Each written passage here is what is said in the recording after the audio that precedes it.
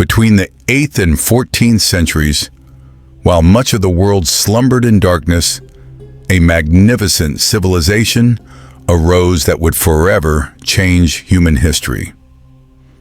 This was the Golden Age of Islam, when Baghdad's House of Wisdom rivaled the Library of Alexandria, when scholars from distant lands gathered to unlock the secrets of the universe. But within this glorious narrative lies another story, whispered in the margins of history books, encoded in the foundations of great institutions, etched into the very instruments that mapped the heavens. These are the stories of women whose intellect blazed as brilliantly as any star, whose courage defied every limitation. Today, we uncover the women behind the Golden Age of Islam, whose brilliance continues to cast light across the centuries. Welcome to Lost Thrones, where forgotten empires rise again, and the echoes of power still shape our world.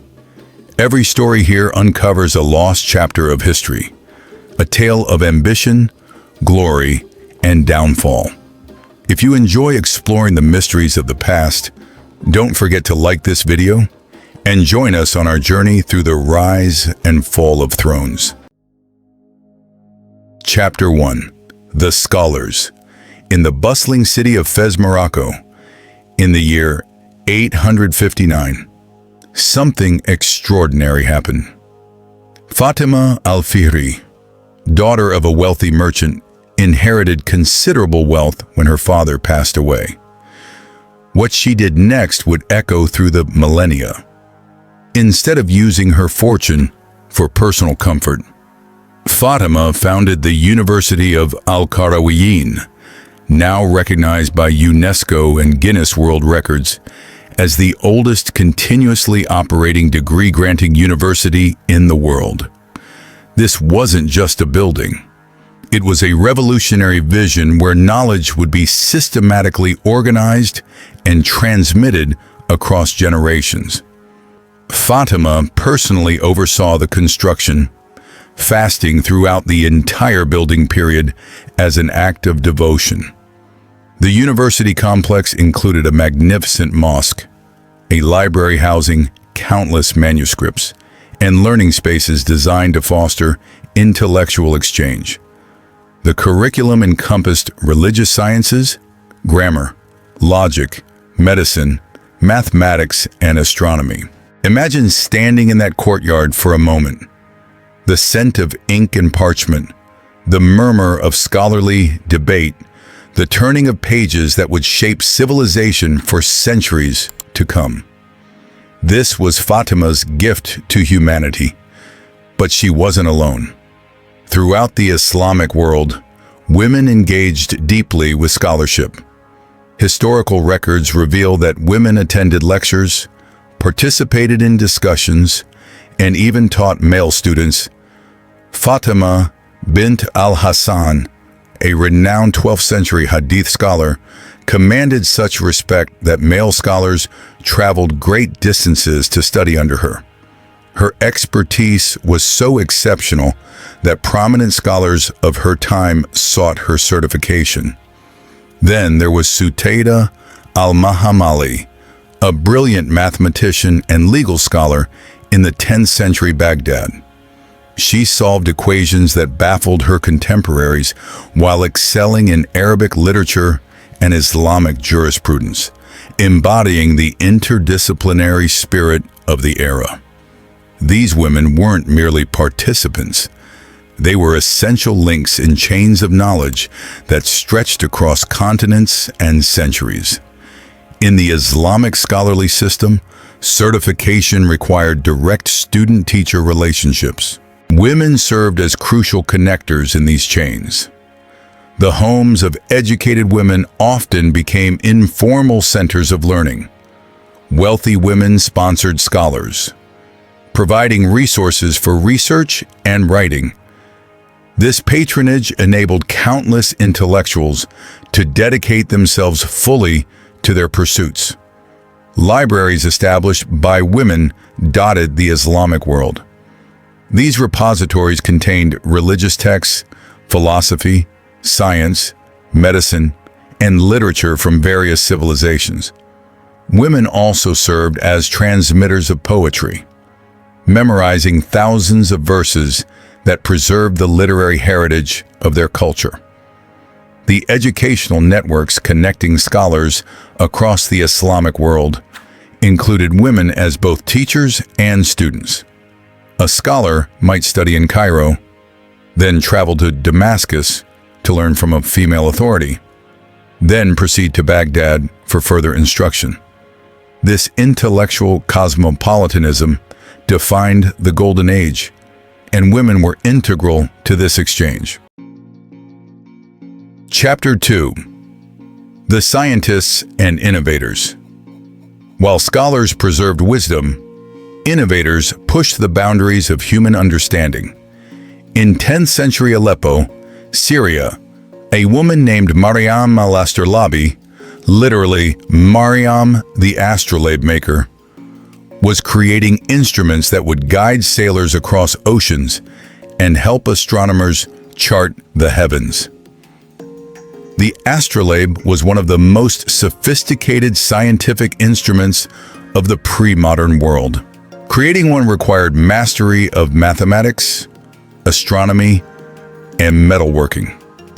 This device could determine the time of day or night, find the direction of prayer, calculate the altitude of stars, and solve complex astronomical problems. Maryam didn't merely copy existing designs, she developed her own improvements. Her instruments were prized for their precision and craftsmanship, sought after by scholars and navigators throughout the Islamic world. That her name survived in historical records speaks to the exceptional quality of her work. Picture her workshop for a moment. The gleam of polished brass, the precision of mathematical calculations etched into metal, the knowledge that these instruments would guide travelers through unknown seas and help scholars unlock the mysteries of the cosmos. Medicine during this era was sophisticated and evidence-based. Women practitioners were essential to healthcare.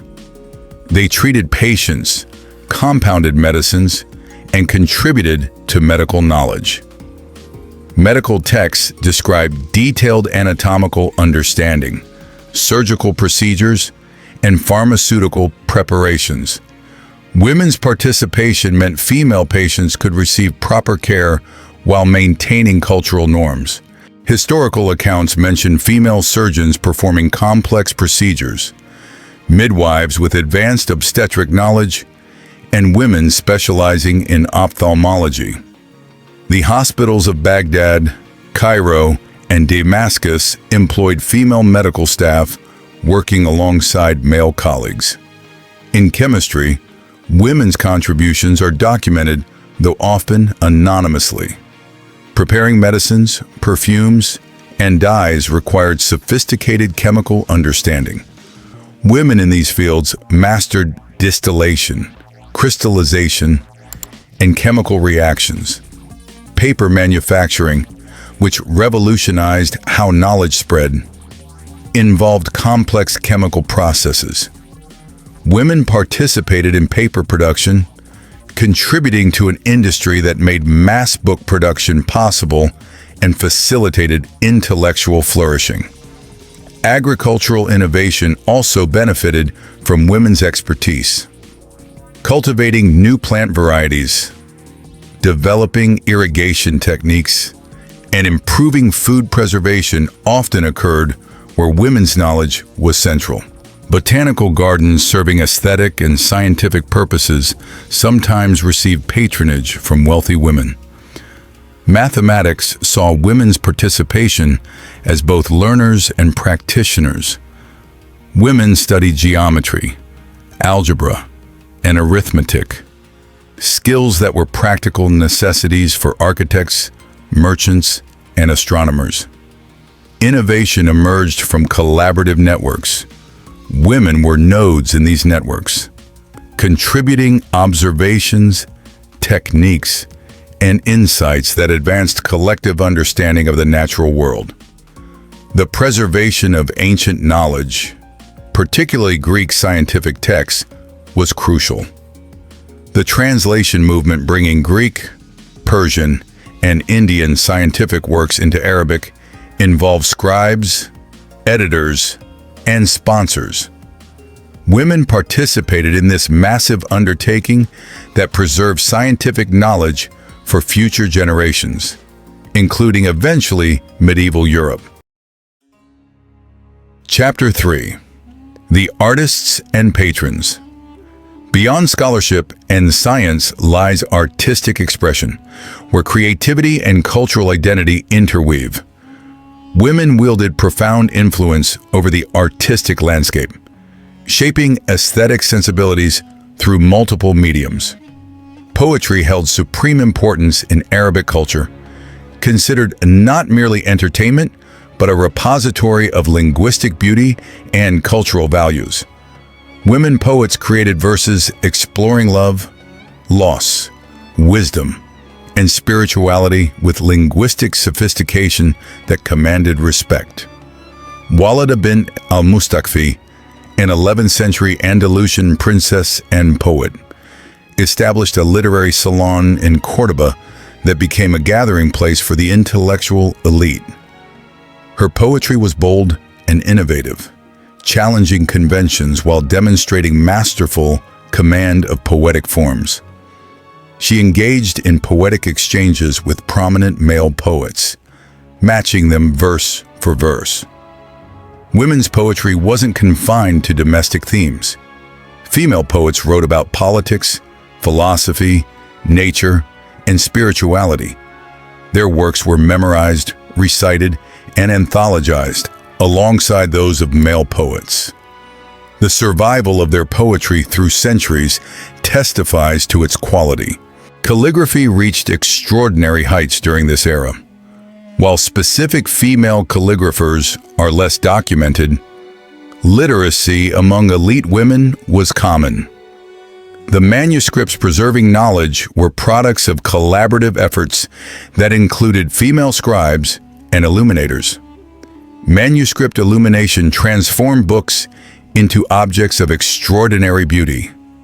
Elaborate geometric patterns, floral motifs, and gold leaf decoration adorned pages of Qurans, scientific treatises, and literary works. Women's participation in these workshops contributed to artistic treasures now displayed in museums worldwide. Textile arts flourished throughout the Islamic world, creating elaborate carpets, tapestries, and fabrics required mathematical precision in pattern design, chemical knowledge for dye preparation, and extraordinary manual skill. Women were central to textile production, and their designs became synonymous with the artistic identity of entire regions. Architectural patronage provided women with powerful means of shaping the physical and cultural landscape. Wealthy women commissioned mosques, schools, hospitals, and public fountains, structures serving practical purposes while making bold aesthetic statements. Close your eyes and imagine these spaces. The interplay of light and shadow through intricate geometric screens. The cool splash of fountain water in sun-baked courtyards. The soaring arches that seem to defy gravity itself. These weren't just buildings. They were expressions of devotion, intellect, and beauty combined. Throughout the Islamic world, women patrons worked with architects and craftspeople to create structures combining functionality with beauty. The geometric patterns adorning walls, the careful attention to light and shadow, the integration of water features, all reflected sophisticated aesthetic philosophies.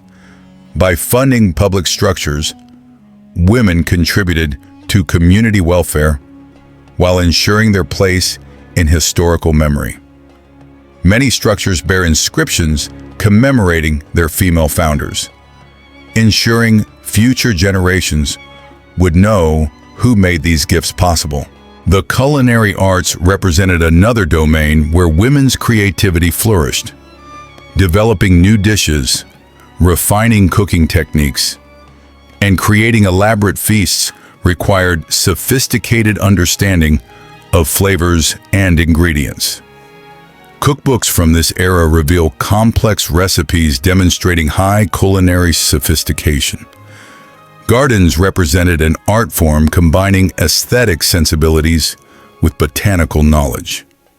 The famous gardens of Andalusia and Persia created spaces of extraordinary beauty that inspired poetry and facilitated contemplation.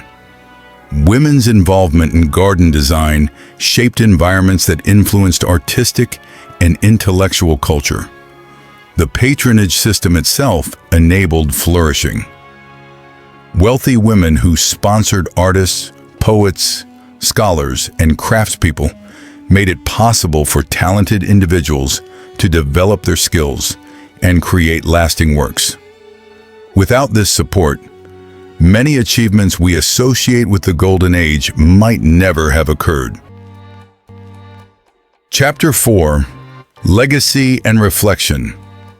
Standing at the intersection of past and present, looking back across centuries, we must ask, why do these stories still matter?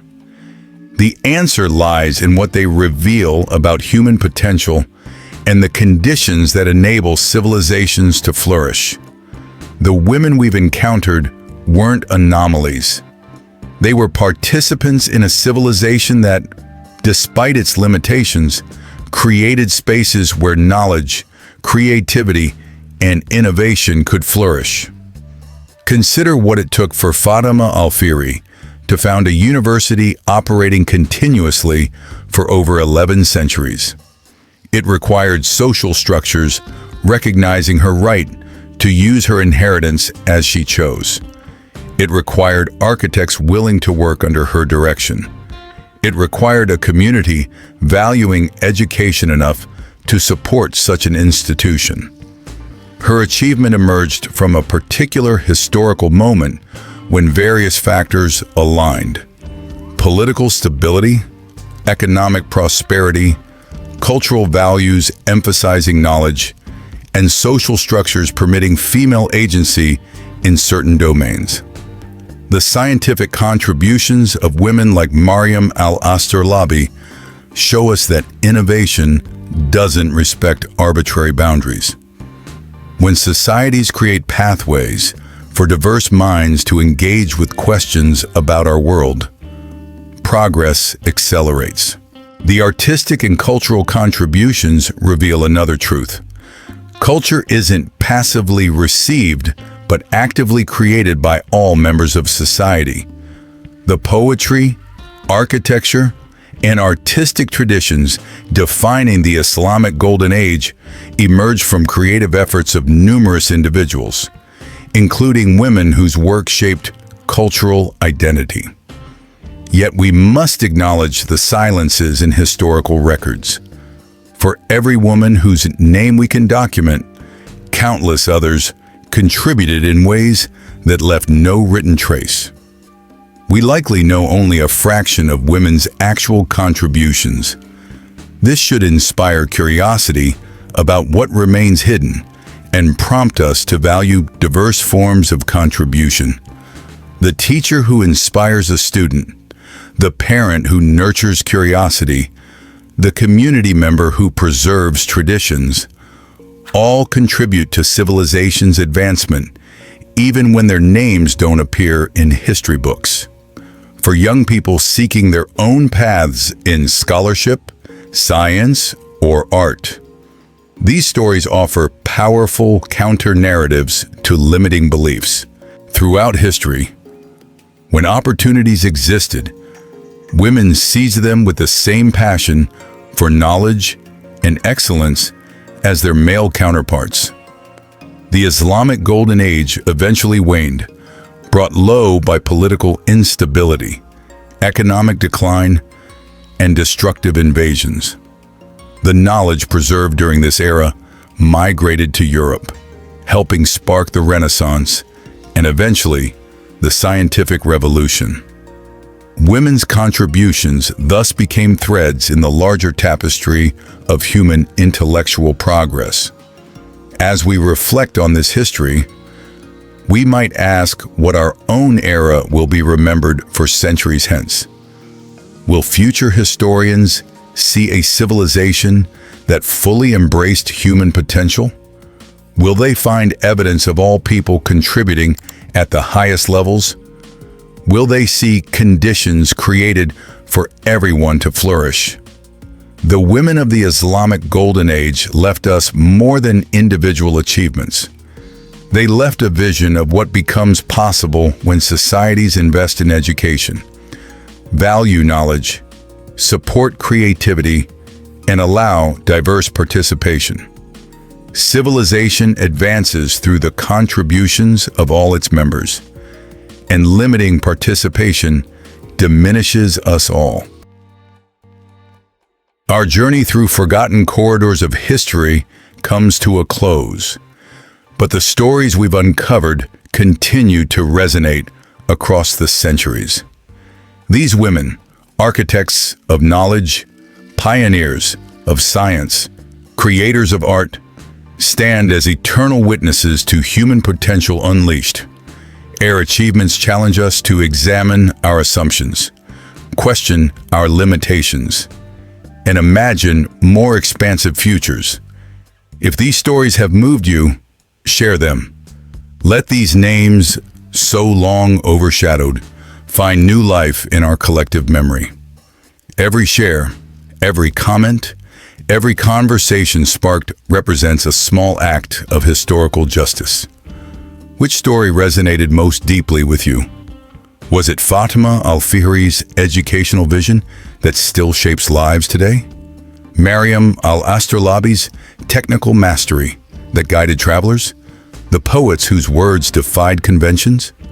Share your thoughts below. And consider this: whose stories remain untold? What other forgotten heroines await rediscovery?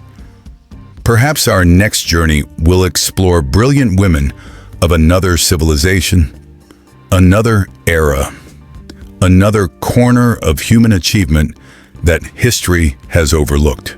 Subscribe to continue this exploration of lost stories from the golden ages of civilizations.